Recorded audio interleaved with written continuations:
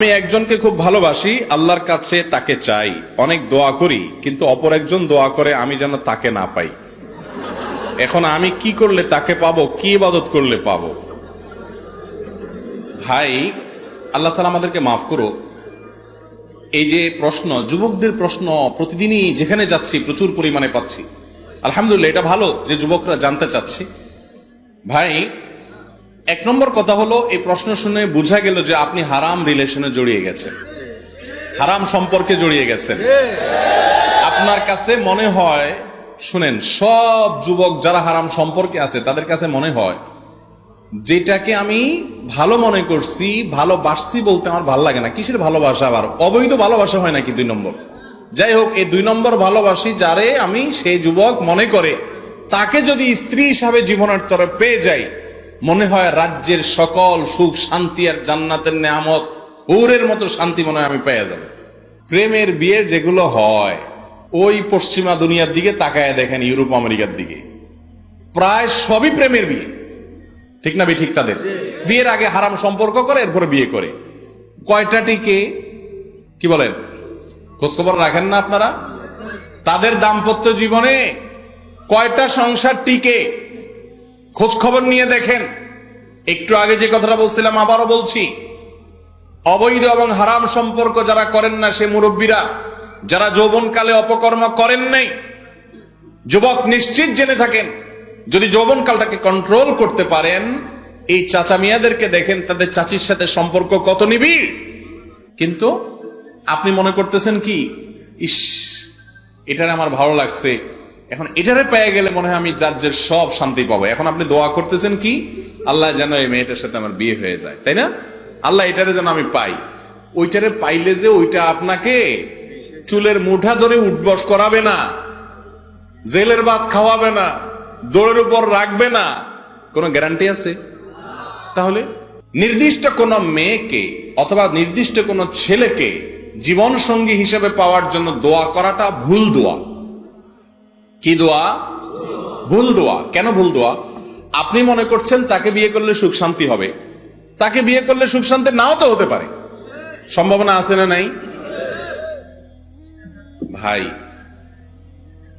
উল্টা পাল্টা দোয়া করলে কিন্তু পরে ফাঁসবেন।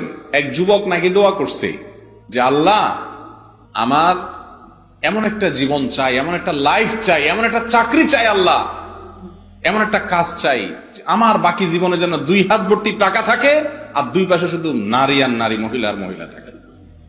নারী এবং টাকার ভিতরে যেন আমি থাকতে পারি। দোয়া করছে আল্লাহর কাছে, তো আল্লাহ দোয়া কবুল করছে। দোয়া কবুল করছে। সে এক বাসের কন্ট্রাক্টরই পাইছে, ওইটা কোন মহিলা কলেজের বাস, চারপাশে শুধু মহিলা কলেজের ছাত্রীরা, আর তাদের থেকে সে কন্ট্রাক্টর হিসাবে শুধু টাকা কালেকশন করে। 2 হাত ভর্তি টাকা, 2 পাশে মহিলা আর মহিলা, টাকাও আরেকজনের, মহিলাও আরেকজনের। ভুল দোয়ার ফলাফল দেখছেন? আল্লাহর কাছে আপনি কি চাইবেন? নবীজি শিক্ষাই দিচ্ছেন। কি চাইবেন? রাসূল আকরাম সাল্লাল্লাহু আলাইহি ওয়াসাল্লাম বলেছেন, সালুল্লাহ আল আফিয়া। তোমরা আল্লাহর কাছে বলো, আল্লাহ আমি সুখ চাই। কি চাই? শান্তি চাই। শান্তি কি তুমি কালো মেয়েকে দিয়ে দিবা, নাকি সাদা মেয়েকে দিয়ে দিবা? আমি যেটাকে ভালো মনে করছি এটাকে দিয়ে দিবা, না অন্য কোনটা এর চাইতে ভালো সেটাকে দিয়ে দিবা? তুমি জানো, কিন্তু আমি সুখ চাই। ঠিক না ঠিক? একজনে দোয়া করছে, আল্লাহ আমারে তুমি 10টা লাখ টাকা দিও। আল্লাহ, আমার একটা হিসাব নিকাশ আছে, 2 লাখ টাকা দিয়ে একটা দোকান দেবো, আর 1 লাখ টাকা দিয়ে একটা মোটরসাইকেল কিনবো, আর 2 লাখ থাকবে আমার রিজার্ভ, আর বাকিটা দিয়ে বিয়ে শাদী করবো। আল্লাহ, আমার আর কিছু লাগবে না, আমি এই শুধু এই 10টা লাখ টাকা তুমি কোনোভাবে ব্যবস্থা করে দাও। লটারি হয়তো কাগজ কিনছি, আল্লাহ কাছে দোয়া করে, আল্লাহ 10 লাখ। আল্লাহ হয়তো 10 লাখ দিয়ে দিছে, লটারিতে জিতে গেছে। এর কয়দিন পরে এমন এক রোগ হয়েছে, এই রোগে লাগবে তার 12 লাখ। এবার 2 লাখের জন্য মানুষের কাছে ভিক্ষা করো। ঠিক না ঠিক? এ দোয়া কি সঠিক দোয়া না ভুল দোয়া? আপনি যে মেয়েকে আপনার জীবনের জন্য মনে করতেছেন সুখের সাগরে ভাসবেন, ওইটারে নিয়ে যে আপনি জাহান্নামে হাবুডুবু খাবেন না দুনিয়াতে, ওইটা যে আপনার নাকাবানি চুবানি খাবে না, কোনো গ্যারান্টি আছে? বরং অভিজ্ঞতা বলছে, এই প্রেমের সম্পর্ক করে বিয়ে হওয়াগুলা অশান্তি হয় বেশি, টিকে কম। অভিজ্ঞতা সেটা বলতেছে না? তাহলে এটা করা জায়েজ নাই। আবার বলতেছেন আরেকজনে আপনারে চায়, তার মানে আপনি একেবারে আষ্টে পৃষ্ঠে জড়ায় গেছেন অপরাধের মধ্যে। ভাই যিনি প্রশ্ন করেছেন, যদি তিনি সেখানে থেকে থাকেন, আমি আপনাকে আল্লাহর দোহাই দিয়ে বলছি, আল্লাহর ওয়াস্তে হারাম থেকে সরে আসেন, আল্লাহর উপরে ন্যস্ত করে দোয়া করেন।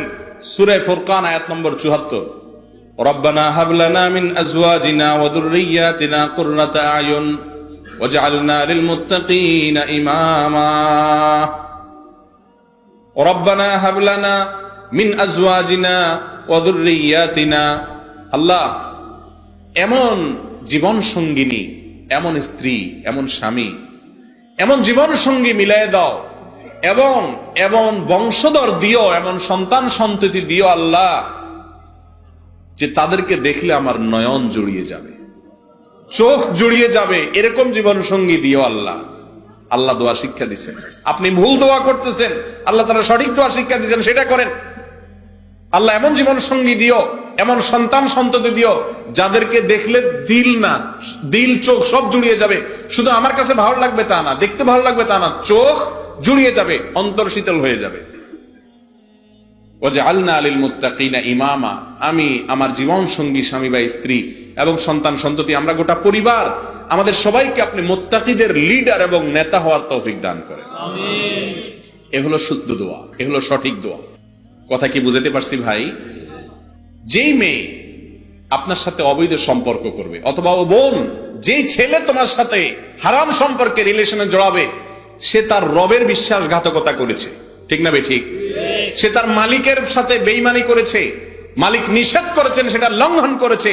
যে তার রবের নিমক হারামি করতে পারে, সে একদিন তোমারও নিমক হারামি করবে। অতএব সাবধান হতে হবে। এই পথ শান্তির পথ নয়। গোটা পৃথিবী আপনাকে বলছে এটাই শান্তির পথ। বলে যে বিয়ের আগে একটু বোঝাপড়া না হলে, একটু আপনার যোগাযোগ না হলে, একটু ইজি না হলে কেমনি একটা অচেনা মানুষের সাথে লাইফ? ওই জবাব একটাই, বুড়ো মুরব্বীদের জিজ্ঞাসা করেন, বউ ঠিক করছে বাপ মা, বেচারা ভালো করে লজ্জা ছোট দেখেও নাই, দেখতে যায় কি বিয়ে করছে, বউর চেহারাও জানে না, আইনা দিছে, সংসার শুরু করছে, শান্তির সাগরে হাবুডুবু খাইতে যায়। দেখেন, প্রেমের ট্রেনিং যদি নিতে চান মুরব্বীদের কাছ থেকে নিবেন। আল্লাহ তাআলা আমাদেরকে বুঝার তৌফিক দান করুন। এজন্য নির্দিষ্ট কোন মেয়েকে পাওয়ার জন্য, নির্দিষ্ট কোন ছেলেকে পাওয়ার জন্য দোয়া করাটা ভুল দোয়া। আপনার সে দোয়া যদি কবুল হয়ে যায়, এমনও হতে পারে যে সেখানে সেটা পাওয়ার পরে অশান্তি হবে। এটা করবেন না। আপনি হারাম সম্পর্ক আগে ছাড়েন, এরপরে আপনি সূরা ফুরকানের ৭৪ নম্বর আয়াত পড়েন। আল্লাহ সেখানে বলছেন, পরিবার সন্তানরা এমন হবে যে দেখলে তোমার চোখ জুড়াবে। একটু চিন্তা করেন, চোখ জুড়ানো মানেটা কি?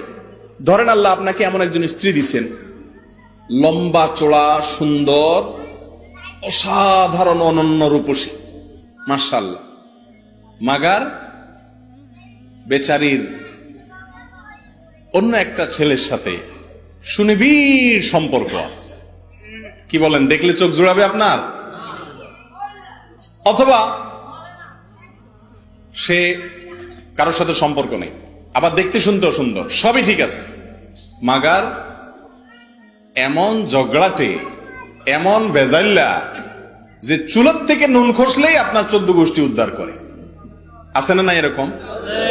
তাহলে দেখলে কি চোখ জোড়াবে?